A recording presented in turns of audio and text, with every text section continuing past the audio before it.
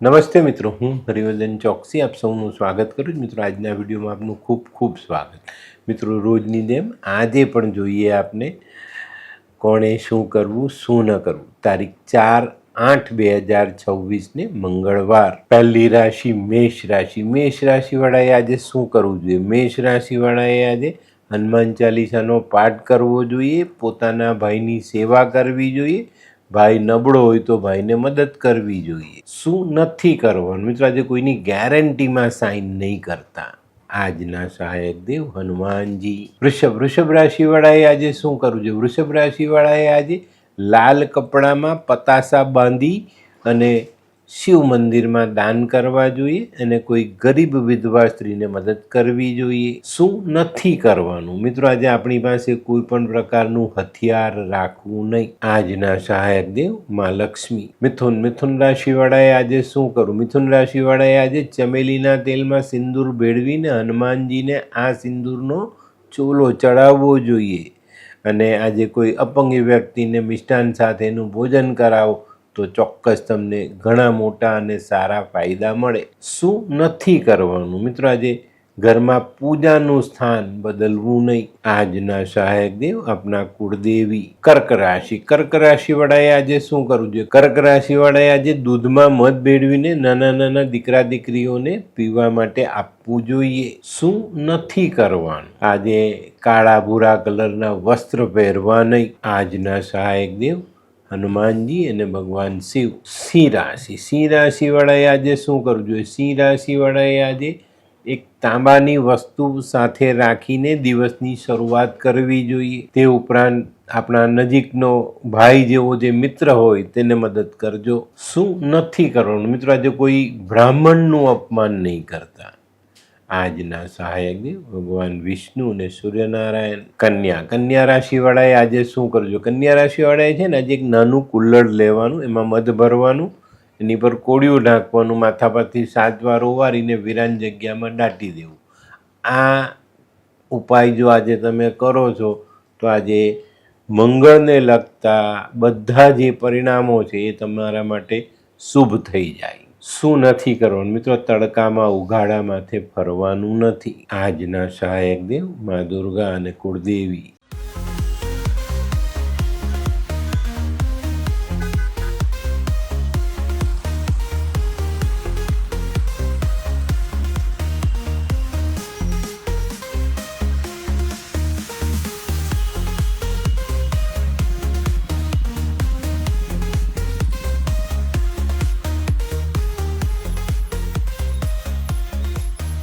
મયુર, વાહ. હે હાય મયુર. હાય, કેમ છે? બસ એકદમ મજામાં. પણ તું મતલબ તારી તબિયત તો એકદમ ડાઉન હતી ને? હા દોસ્ત, આ પહેલાં મારી તબિયત ખૂબ જ ખરાબ રહેતી હતી અને ડૉક્ટરના મંતવ્ય પ્રમાણે મારે શું કરવું એ મને સમજાતું જ ન હતું. અને સૌથી વધારે તો પૈસાનું પણ પાણી થતું હતું દોસ્ત.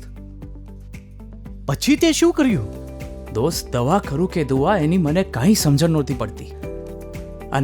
અને ત્યાર પછી મારા જિંદગીમાં લાલ કિતાબ જેવો એક જાદુઈ ચિરાગ આવી ગયો ને કે જેણે મારા જીવનમાંથી અંધકારને દૂર કરી નાખ્યો.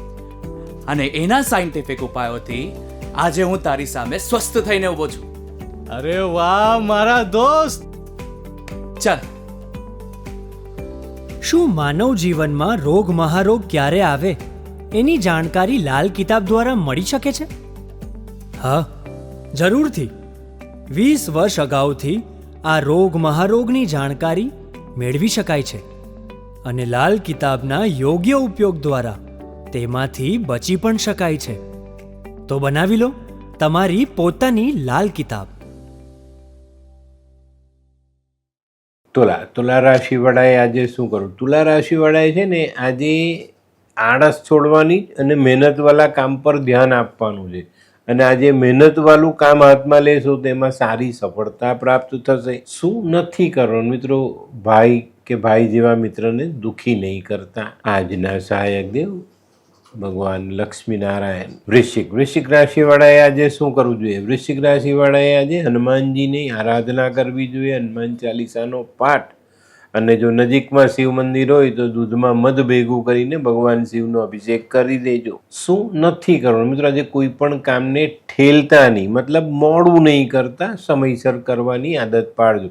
આજે મોડું કરશો તો કામમાં ઘણી મોટી લોસ જઈ શકે છે. આજના સહાયક દેવ હનુમાનજી.